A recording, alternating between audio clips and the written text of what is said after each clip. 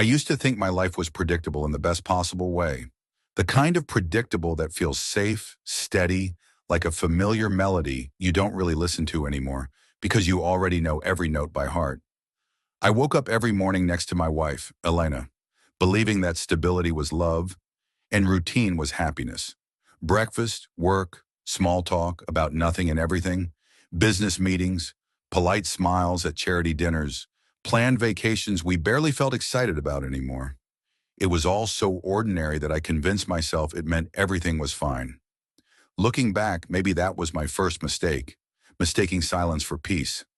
I met Elena years ago when my company was nothing more than a risky dream and a handful of stubborn ambition. I thought I built everything myself. I thought my intelligence, my determination, my long nights at the office made me successful. I didn't realize, not truly, how much of the world I lived in existed because of her money, because of her influence, because of doors she opened while pretending they were just naturally swinging open for me. I told myself it was partnership, teamwork, love. But deep down, I think I always knew she was the reason I stood where I stood. Still, I loved her. Or at least I loved the version of her I thought was real. The first cracks appeared so quietly, I almost stepped over them without noticing. She started coming home later. Sometimes she said she had meetings, sometimes charity events. Sometimes she simply said she needed time to think, and I foolishly assumed she meant about life, stress, maybe about us. She laughed less. Her eyes avoided mine more. She hugged me, but it felt like hugging a memory instead of a person. When we kissed, it was brief, like habit, like politeness. Then the distance became undeniable. She guarded her phone like it contained her soul. She smiled at things she wouldn't let me see. She started dressing differently. Not for me, not for events, but for something or someone. She wore perfume she hadn't used in years. Her voice softened when she texted. She wasn't cruel. She wasn't distant enough to fight, just distant enough to disappear slowly. One day, everything shattered in the quietest, simplest way possible. She forgot her phone at home. I didn't go searching for anything. I didn't want to be that kind of husband.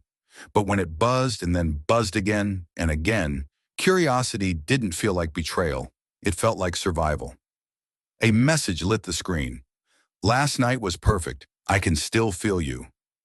The world didn't explode. It didn't collapse with drama or screaming thunder. It simply stopped, like someone pressed pause on reality and forgot to start it again. I don't remember how long I stared at the phone. I don't remember how many messages I read before I physically couldn't breathe anymore. There were weeks of conversations, secret meetings, hotels, laughing, loving. Words she hadn't said to me in years. Maybe words she never said to me at all. And the name attached to those messages? Her secretary, the man who scheduled her life, the man who stood two steps behind her every day with professional politeness and quiet admiration in his eyes that I never bothered to notice. The man who probably knew her better than I did. The man who didn't build his empire. He hid inside mine. When she came home that evening, I was sitting in the living room, phone in my hands, heart already broken before she even opened the door. She walked in smiling, talking about nothing, about traffic and meetings and how tired she was. Then she saw my face. Then she saw the phone. Her world froze too. For a moment, neither of us spoke. Just silence. Heavy, violent, crushing. Finally, I asked the only question I could. Why? She didn't deny it. She didn't cry. She didn't scream. She just looked tired, defeated. Like cheating on me was easier than trying to love me. She told me she felt invisible. She said our marriage had become a business partnership instead of love. She said I was more in love with success than with her. She said she needed warmth, attention, something real. And for a moment, a cruel, disgraceful moment, I almost apologized to her. But then it hit me. I wasn't the only one responsible for this marriage. I wasn't the only one who could have spoken. She didn't try to fix anything. She didn't tell me she was breaking. She chose betrayal instead of honesty. She chose lies instead of courage. She chose to destroy me in silence instead of saving us in truth. I yelled, I cried, I begged. I hated myself for begging. I told her she killed something inside me. She told me she never meant to hurt me. She said it wasn't about me, but that's the thing about betrayal. It is always about the person you betray. Always. There is no pain like realizing the person you trusted most became the reason you can't trust anymore. For weeks after, I couldn't sleep. Nights became endless stretches of darkness where my thoughts circled endlessly, gnawing at me like sharp teeth. Every memory, every sound, every flicker of light seemed to carry her shadow. I replayed everything. Every smile she had given me that I now realized might have been performed. Every kiss that I once thought was full of love. Every ordinary morning when we sipped coffee across from each other and spoke about nothing, believing the comfort of routine was happiness. I wondered when exactly I lost her. Was it the day she smiled at another man with the same warmth she once reserved for me? Or the day I started believing in the life I built for us more than in us? I wandered through the rooms of our home like a stranger in someone else's life, touching objects that once felt intimate and familiar, now cold and alien. The walls seemed to lean in on me, whispering the betrayal I didn't want to see. Each photograph, each piece of furniture, each scent in the air became a reminder that what I thought was ours had been only partly mine. I sat for hours in my office, staring at the documents, the contracts, the trophies, and the awards that I once viewed as markers of my own success. But now every object felt like a cruel joke. Everything around me existed because of her resources, her connections, her subtle guidance, the scaffolding of a life I thought I had built. The realization that my achievements were never entirely mine left a bitter taste in my mouth. Even the sunlight that streamed through the windows seemed to mock me, bright and clear, while I was trapped in a maze of disillusionment and sorrow. I walked through our house imagining conversations that could have been. I pictured arguments I never had, confessions I never made, apologies that would never be exchanged.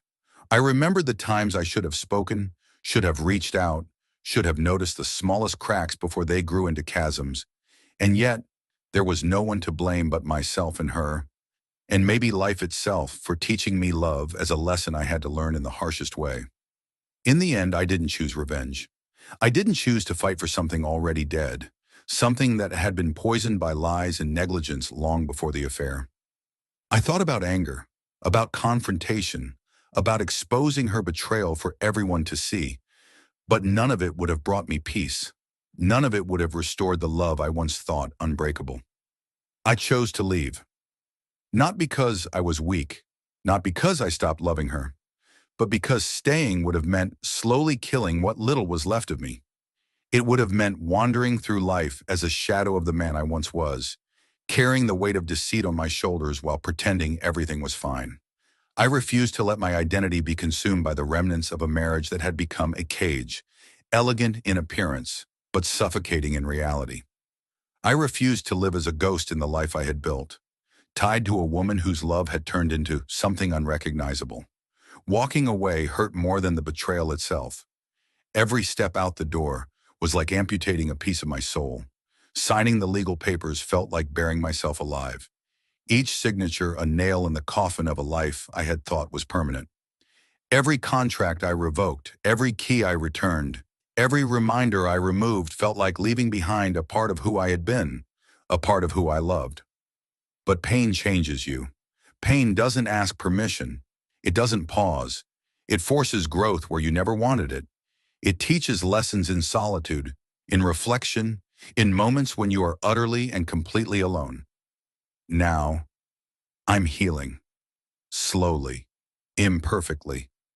The scars of betrayal remain, etched into my chest like a map of all I've survived. There are days when I miss what I thought we had. I catch myself expecting her to laugh at a joke, to lean against me on the couch, to hold my hand like she used to. Nights are the hardest when silence wraps around me like a shroud, and I hear her laughter in my memory, sharp and beautiful, echoing through the empty spaces of our past. But through it all, I'm learning something that feels vital, almost sacred. Love without honesty is just a beautiful lie, and stability without truth is nothing but a slow, inevitable collapse. If anyone ever listens to my story and needs a lesson from it, here it is. Pay attention. Don't ignore the small changes, the fleeting glances, the whispered words that mean more than you think. Don't confuse silence with peace.